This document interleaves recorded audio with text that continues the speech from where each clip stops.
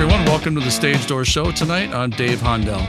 Tonight, my guest is an actor, producer, and writer who's been in the entertainment industry for over 2 decades and has been in some of the most iconic TV shows and award-winning films that we all know and love.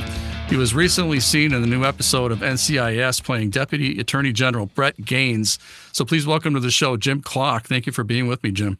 Oh, thanks, Dave. Thanks for having me. Glad to be here.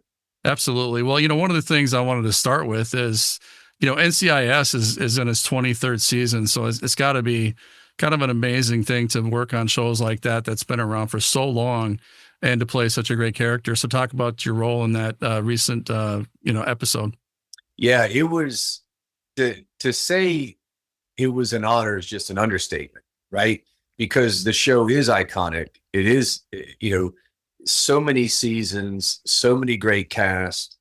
And so for me to be involved in it, and then I got to actually go to the first ever dinner table read in all the seasons because Rocky Carroll directed it and he put together a dinner/table read. It was the first one they've ever had. Really? And so the whole thing started off special for me because Crimson Tide is one of my favorite films. Yeah, mine too. And Rocky Carroll's in that. Yep. So when my agent called and told me I got the gig, right afterwards, I get a phone number I don't recognize. And I let it go to voicemail, and it's Rocky. It's Rocky Carroll calling. Himself. Wow. Himself. To welcome me to the show, to invite me to this table read. And when I say from that moment, like it started so professional, it was so uniquely collaborative. Like you think, I've done a lot of TV and a lot of times you might think you're going to go into this machine and you're just a cog in the wheel type of thing. And that was not the case. Instantly you felt, hey, this is our family. We're inviting you to come visit our family.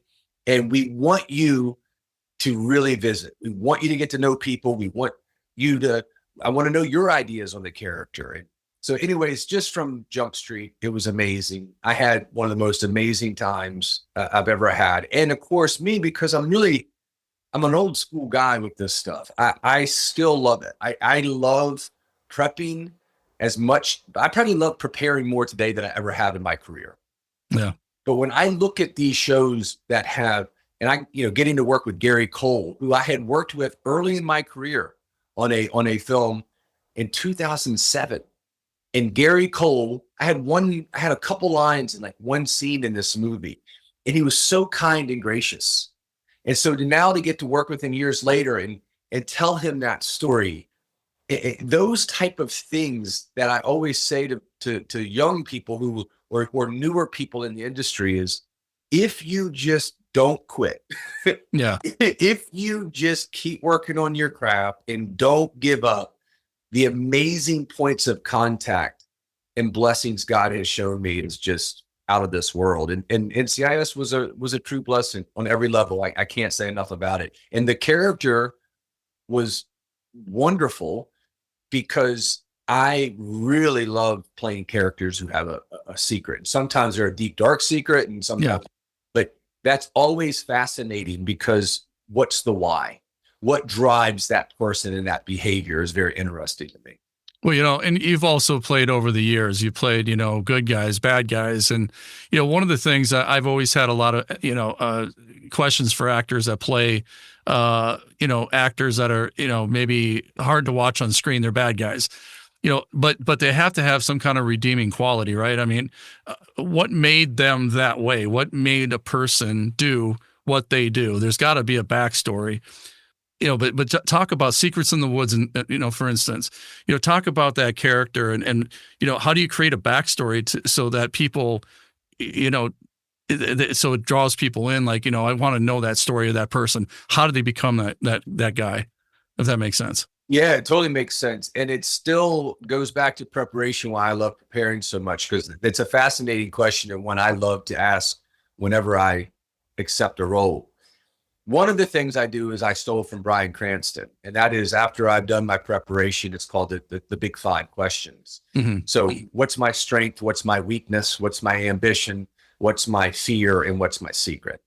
Those 5 questions, and again, I didn't come up with that. That's all Bryan Cranston. I just stole it. Those 5 questions really allowed me, after I've done my preparation, to ask some questions and have some ideas of what is the driving force, right? So I don't ever judge a character. I don't ever say, oh, I'm playing a bad guy. Oh, I'm playing a good guy. And I really, really have learned over the years to embrace Occam's razor, right? So Occam's razor philosophy, if you don't know or other people don't know, is basically the philosophy that whatever the most obvious, easy answer is usually the answer. And so when I'm reading the script, I don't go outside of it. I let the script tell me everything. So for Secrets in the Woods could he be a sociopath and love his son? Could both those things be true? Yeah. And the script told me they were. Now, his love for his son was jaded. It's a jaded love because he's a sociopath, but it's all he knew, right? Yeah. And so I just let the script give me the information. I use Occam's razor. I just take the literal and obvious things the script tells me. Then I do this little game called absorbing and exploring. So as I'm absorbing this stuff, so let's say I'm going to play an angry person. I don't want to show anger. I want to ask myself, why is he angry? What makes him this way? What's the driving point? The point, like I have a movie coming out this year I'm very excited about. It's called Chum. And we shot it last year in Malta. Spent the summer in Malta making this, movie. And I had a great time on it and really enjoyed the film. But I play a guy who's doing some horrible things, right? Yeah. But the reason I said yes to the role, the reason that I gravitated towards, because it was the first time I ever got a chance to play a guy who was doing horrible things, but every horrible thing he was doing, all of it was based off of hurt. He lost the love of his life. Yeah. That was compelling to me. The hurt drove everything. So I really looked for the driving factors, but that Bryan Cranston 5 questions generally now at the end of my preparation is how I kind of explore good and bad, that each human, we all have the good wolf and the bad wolf on our shoulders. Yeah. And I try not to judge the character. I try to say as honestly as I can. Like I tell people all the time, like I don't compare myself to anyone else. I'm not trying to be the best anyone else. I'm just trying to be the best Jim Klock, most honest Jim Klock I can be in those circumstances. Speaking of preparation, you're a decorated veteran police officer. You were used to be an undercover narcotics detective, and you're still in law enforcement today. In fact, I think you said you're doing some teaching as we speak. And you're in Virginia. But you talk about the preparation when you're doing like a role, because obviously in law enforcement you probably arrested several people and you got to know them by interviewing them and learning their backstory. Has the years in law enforcement helped you prepare for some of these roles that you're taking on, whether it's a cop or whether it's the bad guy? Like I said, you're getting to know them pretty intimately, when you're sitting and talking to them and learning about their story. Has that helped you in becoming an actor and learning, creating backstories, because you've learned it from so many people already? Yeah, I think every day I believe I become more thankful for my law enforcement career, especially the fact that I was full-time from age 20 to 30, right? Such an impactful time of my life. I spent most of my career in specialized units. Like you said, my last 2 years was undercover narcotics. And you do spend a tremendous amount of time interviewing and interrogating people. And in narcotics, you're constantly working sources and things like that. And I believe that law enforcement increased my empathy dramatically. Absolutely. I often say that really in law enforcement, my opinion is I'd love to have a system like, you always have this yearly review that your sergeant does and all that. But I actually think there should be, every couple of years, there should be almost like a week-long getaway for people to kind of get together, almost like churches do with a men's group or a women's group, right? because I found over time in law enforcement that the job either made you bitter or better. Yep. And the bitterness came if you started to lose empathy and sympathy and you become angry, which the job can do. And if people understood the job and really understood what you see on a daily basis, I'm empathetic to that as well. Or it can make you better. And it makes you better when you realize that you're there for service, Right. and that your job's a servant to the people, right? And you understand that even people you're arresting, what can be true is they could make a mistake and they could still be a loving son, daughter, dad, mother, right? And treating them accordingly. I, to no credit of my own, was extremely blessed to have mentors who teach me how to police the right way. Still to this day, my best friend is Sheriff David Decatur, Stafford County Sheriff's Office, where I work part-time. He is a mentor, an older brother / father figure. That him, the sheriff before him, Charlie Jett, these men spoke favor over me. They showed me what it was to be men of faith in law enforcement, to treat people. And so I just was blessed to have people who were empathetic police officers, right? Yeah. Then to get to do the jobs I got to do that did put me hours and hours and hours with people who had gotten themselves in real bad spots. And, you know, you spend 6 or 7 hours with an addict who has lost everything, right? Family, friends, you know, very hopeless future. And they're trying to get clean for the 40th time. Yeah. Right. Or there was this guy that came in and worked with us because his only hope in life was not to catch a felony so he could still hunt with his son. Yeah. And he was an addict. He wasn't a bad guy. He was just an addict, right? So all of that to say is now as I've been doing this, and of course, as my career grows and I get to play, you know, really fun, unique characters, is I think all of that law enforcement, all the people I met, why I still love to teach and mentor now is because I was so blessed by teachers and mentors. I believe my job's to give back. I think I'm called to. I owe it to people, right? But as I get to play these unique characters, some who have great loving qualities, some who have horrible, horrible qualities.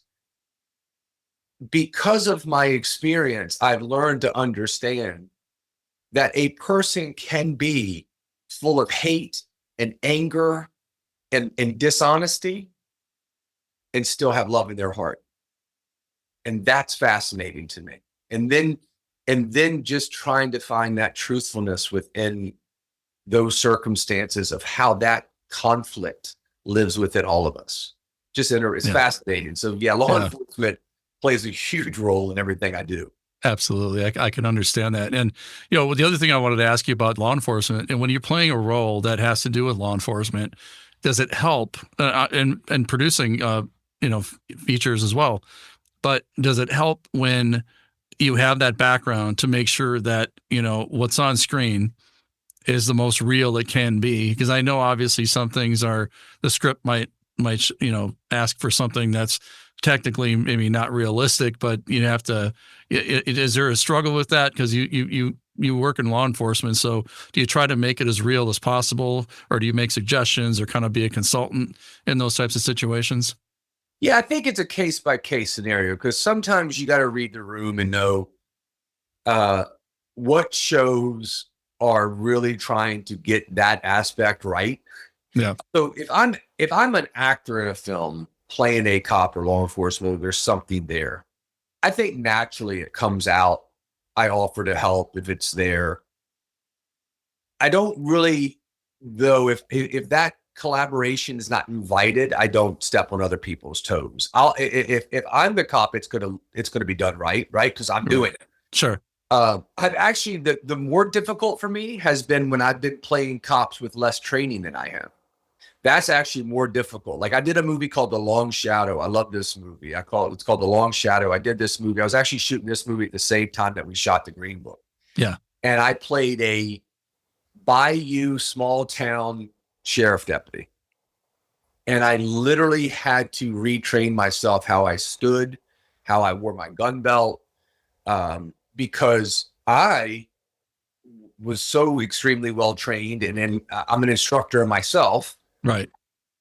I was standing like I would, you know what I mean? And Right. I'm moving like I am, and I want my gear, I want everything like and I'm realizing that's not this movie or this character. This guy is probably just a government, like his whole life was, I'll just take a government paycheck. Right. I'm taking care of my mom. Nothing ever happens in this town.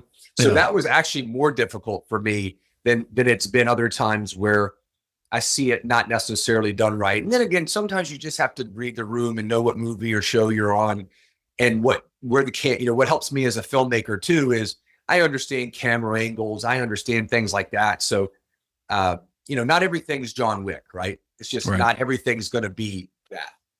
One of the things I want to ask you as a producer as well, and I've asked this of a lot of actors, but being that you've produced so many projects, I'm going to ask you this question as well. But do you find that being a producer can make you a better actor by knowing the full scope of the project? Yeah, I'm a huge believer. I think all of it helps us become a better actor, right? Directing made me a better actor. Writing's made me a better actor. Producing for sure has made me a better actor. But what I think most about producing that makes us better actors who produce, is you simply become so aware and appreciative of every person on that set. See, I think actors have zero excuse to be drama, to add any type of drama to the show. I'm a big believer in this. Yeah. We actors it's the best job in the world. It is an absolute blessing that someone else builds a playground we get to go play on. And that's just the facts, right? And I'm going to show up. Someone's going to get my breakfast. Someone's going to set out and wash and iron my clothes. Someone's going to make sure my shoes are shined, my trailer's right. I'm going to have snacks. Someone's going to do my makeup, my hair. And for me to show up and be anything but absolutely grateful, and so grateful that I know the difference between grip and electric, that I know who the key PA is, that I know who my driver is, that I know who's cleaning my trailer, right? And when I say know them, you shake their hand, you look them in the eye, you get to know their name, you thank them. That's what producing has done. Because when you've had to do all those jobs and wear those hats, you appreciate it more. And so now, I really believe now, as today, I've never been better than I am today. And a lot of that is from falling and failing and picking myself up and making lots of mistakes. But I think one of the number one things is because I've never been more grateful. I've never been more grateful than I am right now for everything I get to do. And when I get on set, I don't care. There's no hierarchy for me. Yeah. I don't treat from director to security guard to whoever's dumping the trash. I want to know their name, and I want to thank them for having me on that set. How to treat people on set, I think is the one thing that successful actors like yourself have brought up time and time again. The reason you're in this industry for so long is because people like to work with you, and you don't want to be that person that people don't want to work with. And all it takes is one project to ruin your, I guess, reputation. If you're not a good person, and people are going to remember that. So that's so well said. I'm so glad you said that. Yeah, I'm glad that you share that with your listeners, because I really do see it. And I see the change in our industry where people are starting to realize just how precious every opportunity is. Yeah. I don't care. People say, oh, you make little movies or big movies. And I said, the only people that really say little or big movies are people who've never made one, because they're all so hard, man. They're just all so hard. And I have so much love and excitement. I'll meet someone else say, oh, I'm just making a short. Oh, you're not just making anything. A short is amazing. Yeah. You're creating something that did not exist. And nothing changes when if I'm producing a short or a feature. The only thing that's changing the amount of days. Yeah. The foundation's the same. You have to foundationally build that thing up with a strong foundation of good crew, good cast, good people, and then you have to attack. And writers write, directors direct, actors act, producers produce. Everyone else talks about. Yeah. So just doing it inherently will give you the opportunity to see other people doing it. Yeah. And then hopefully you come together and everyone's got a grateful heart to be on set doing what they love. It doesn't always happen that way. I mean, I've seen ungratitude, obviously. I've seen people with bad behavior and bad attitudes, but I believe it's getting less and less today. Yeah, I agree. And also, advice. What kind of advice would you have for somebody just getting started in the industry today? One main piece of advice, I know it's a big, broad question, but what's the main piece of advice you would have somebody if you were to sit down with them and you'd had 5 minutes with them? What was the one thing that you would tell them? Get on set. Get on set somehow. Figure out a way to get on set. Get yourself involved with local film crew, film community. It doesn't matter. Once you get on set, you're at the ballpark. And you're going to meet other people, and I'm not saying you're going to meet every people, and then you're instantly going to be famous or you're going to have opportunities. But what will happen is if you can get on set, you're now at the ballpark, and you have a better chance of meeting other people with like interests who can maybe share their, experience with you. They might have, ways to connect you with other people.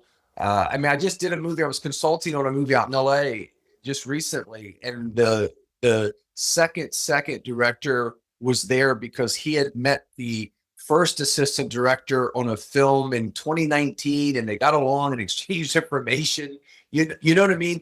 Just being at the ballpark, being on set is going to give you the opportunity to meet other people. And if you're an actor, if someone specifically comes up and says, I'm interested in acting, my go-to first all the time is get into improv. Yeah. Get into improv, because 100%. improv. Yes. Don't be like, well, should I go to this big acting school or this big acting school? I'm like, go to improv. Go do improv, because I can tell you from the best in the world I've worked with, and I've been blessed to work with a lot of them. Jamie Lee Curtis, who I think is the GOAT by far, and your ability to improv and be spontaneous is going to take you way further than some theoretical thing. It teaches you how to think on your feet. I'm a huge fan of improv, and my kids grew up in Orlando, and they both went to SAC Comedy Lab, and when they were going through regional theater, and I think that was the best training they got was to go through that SAC Comedy Lab and learn how to think. It's not just for acting, but just in life in general.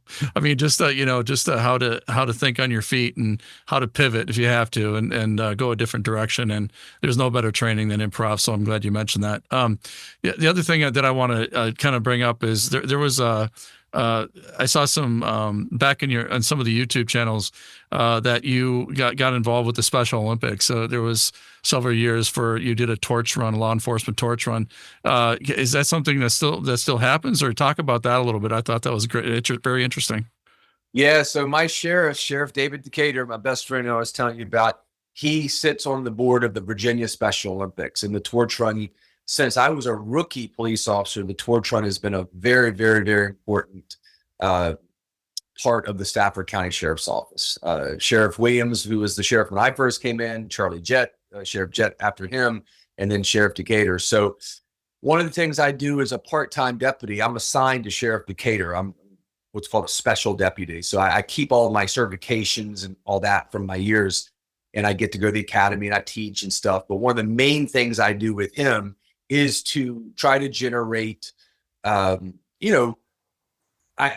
generate things that matter to him and I, and try to put that at the forefront. And so when he's asked me to help him with the Special Olympics, I said, oh, that's easy. Just, I love that. I'd love to do it. My little brother's autistic. It's something very special to my heart. So I just said, hey, how about if when I go on sets, I'll just see if I can get people to kind of join me and do some videos. Or I got Keanu to let me and him went to the set of John Wick, and Keanu signed a bunch of Special Olympic shirts for him to auction off. And those are because anybody I've asked in the entertainment industry, no matter how famous they are, when I say, hey, I'm doing this for Special Olympics, it's just such an easy yes. It's amazing to me how many people really love and support this amazing organization. And I think just giving people opportunity to say they support it has been a blessing. Yeah, that's amazing. I just have a couple questions left, Jim, but one of them is I know you have a lot of things coming out, a lot of stuff that you just finished as well. So talk about some projects that our listeners can get excited about. Yeah, so I have a couple of movies coming out this year. I have one called The Florist. It's with Dennis Quaid and Jean Reno. It's a really cool action film, and we shot that in New Jersey last spring. So that should be out. I think that's going to be out over the summer. And then I believe Chum, which is a really cool shark movie that we that I believe is going to come out in either late spring or early summer. So both those I'm real excited about. All right, so we'll definitely check those out. Thank you for that. And then also, final question. I always ask people this on my show, but what do you want your legacy to be, Jim? What do you want when it's all said and done, people to walk away with when they think of Jim Klock? Oh my gosh, that's such a I don't know if I've ever thought about that. I'm a man of faith. The first thing and foremost is that I would hope people would just say that I lived a life that was worthy of the faith I believe in, that I was honest, that I loved people, that I loved God, and I showed it through my actions, not just my words. That would be most important to me. As far as the work goes, I would love to help other dreamers surpass anything I've ever done. I'd love to be involved where other people are super successful in this business, way more than me, who just say, "Hey, that old Jim Klock, he lended me a helping hand." It's been an honor to have you on. Really, thank you for your time tonight, and my best, best of luck to you and everything you do. And you're always welcome back on the show. But again, thank you for the honor of your time tonight. Oh, thank you. It's been great, David. Please, yeah, you invite me back anytime. Any questions or anytime that your listeners, I'm rooting for everybody, all you young dreamers, like dreamers helping dreamers. That's what I'm about. And then one last thing, I do have a movie I produced called How Hard Can It Be that's going to be coming out this year as well. It's a cool rom-com with Jack Kessie, the new Hellboy. Oh, wow. Okay. So, that's called How Hard Can It Be. So that's a movie I produced with my friends over at Night House, who actually did Secrets in the Woods. Oh, So, yeah. yeah. So Okay. we're really excited about that. That's Anna Anisimova, Jack Kessie, and Matt Barr starring that. We'll definitely check that out sometime in 2026, I'm guessing, right? Yes, yeah. We think probably summer release on that as well. Summer. Okay, good. All right. Well, I'll be checking that out. So again, my best to you, Jim, and best of luck in the future. Thanks, Dave. Have a great night. God bless you. You too.